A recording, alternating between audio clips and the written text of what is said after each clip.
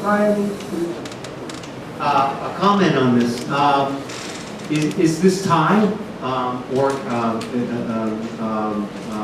a translation by a group in Bangkok of Isan, a translation of Isan and Manatai, the South, Songkla, which is a dance. Again, there's no information whatsoever. And that, again, I want to emphasize is a function of installing continuity.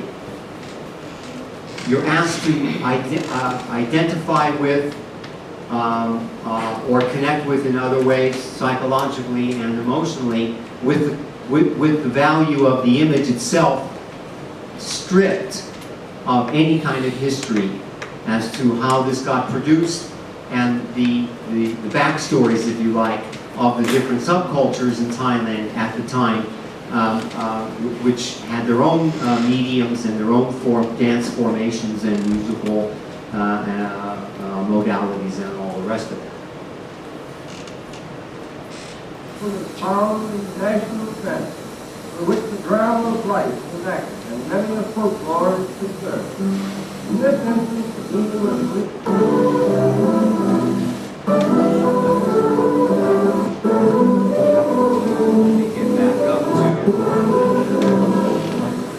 In strange contrast.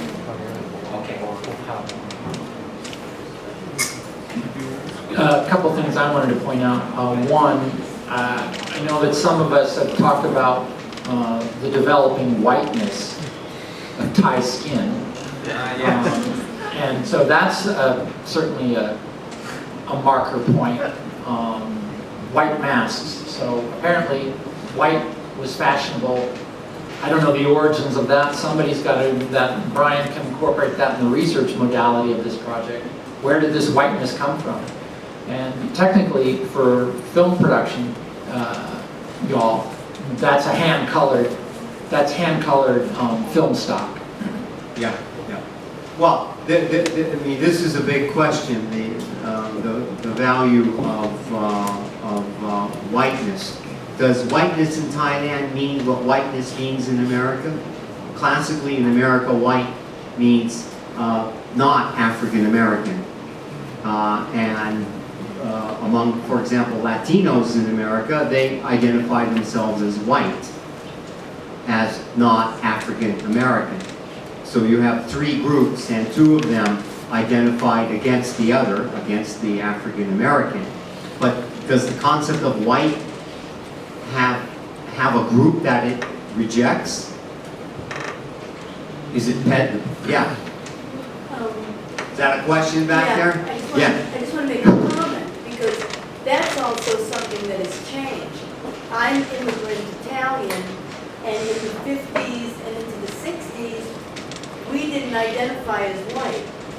So non-white, minority in America until 1974 or 5 meant that you were Italian or Jewish. You know, and that changed. Yeah, yeah.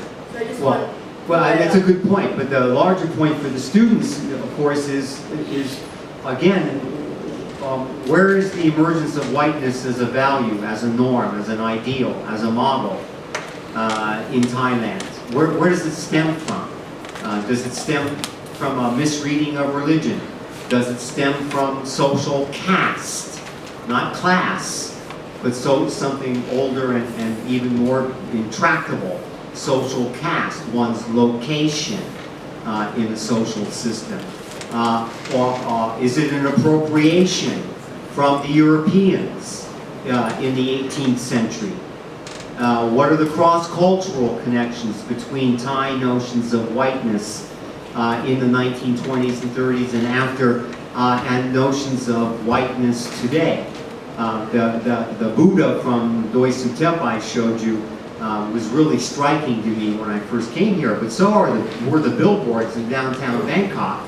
The 50-foot images of mostly women with skin whiteners and perfectly white teeth. But again, I don't know where that comes from. But there's a larger issue then is the issue of whiteness in Asia. The Chinese seem to frequently be half mad about making themselves as white as possible. Whitening salons by the hundreds in cities like Los Angeles. So that would be a concept to examine.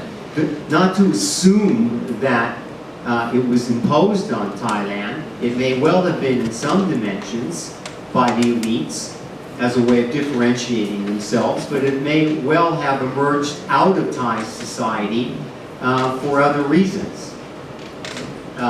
For example, the funeral color in Africa is not black, it's white.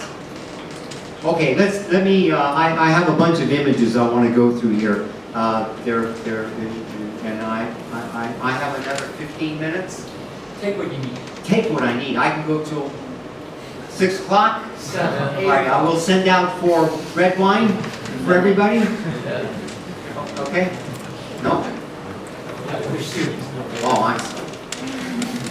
But you're of age, so that would be a good thing. All right, let me go back now to both a personal and a historical.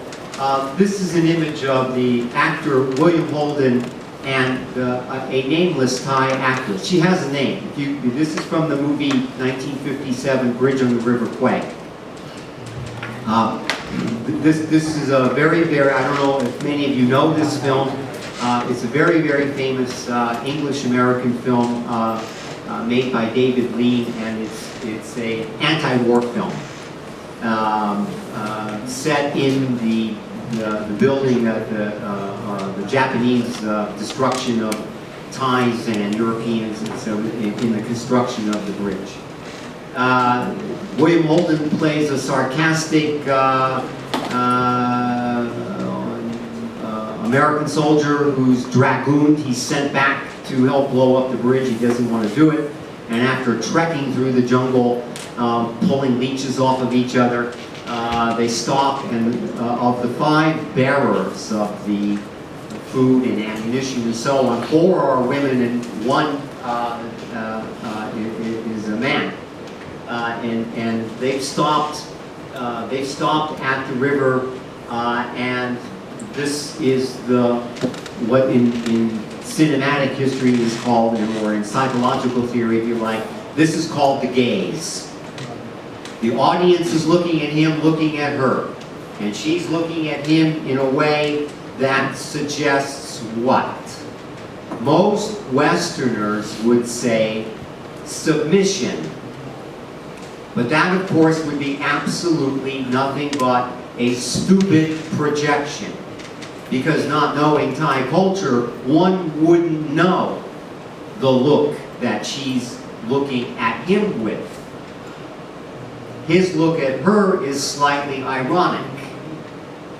He might be looking at her ironically. He might be looking at her because he no longer, in that moment in the film, has to talk to the stiff upper lip British army officer who is going to get most of them killed. Again, this was a very powerful movie in American society, and most Americans simply didn't know how to look at it, or didn't know what in fact they were looking at. Now, the important cultural point here is that when we see images, we often think we know what we're seeing. But if we think twice about it, the image itself opens up to not a mystery, but to a puzzle.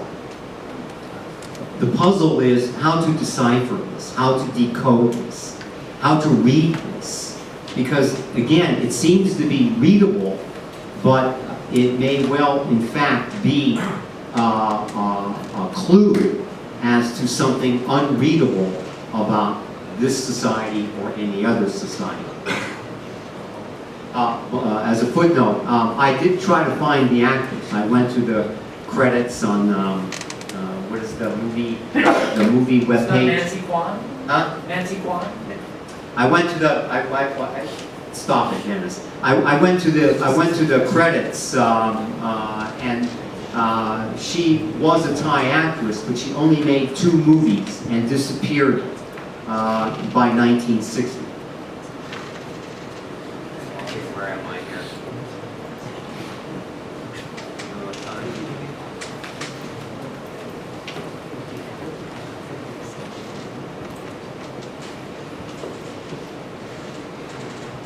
Okay, I'm gonna just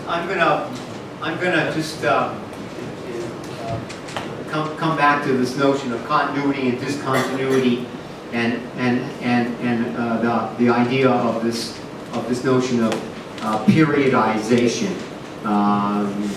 That the events that we single out are always the events that we use to make a before and after relationship. I want to emphasize this because in historiography or critical historical theory, to tell the story of a society or to tell the story of some segment of society means we're always going to introduce Mr. and Mrs. before, after, as a way of making some things significant and other things insignificant.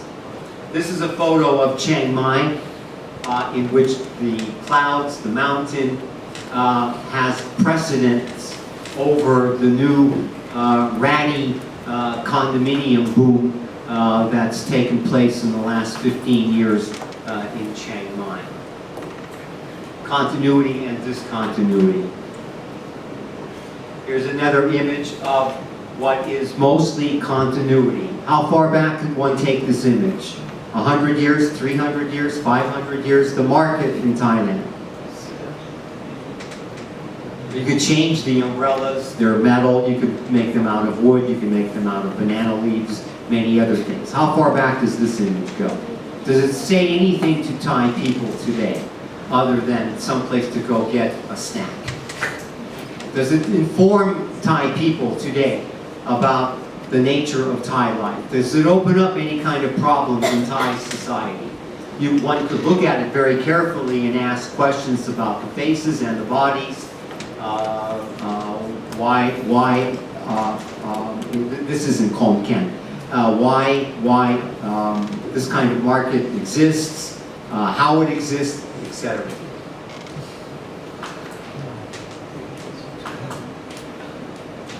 Hi, movie. Goodbye.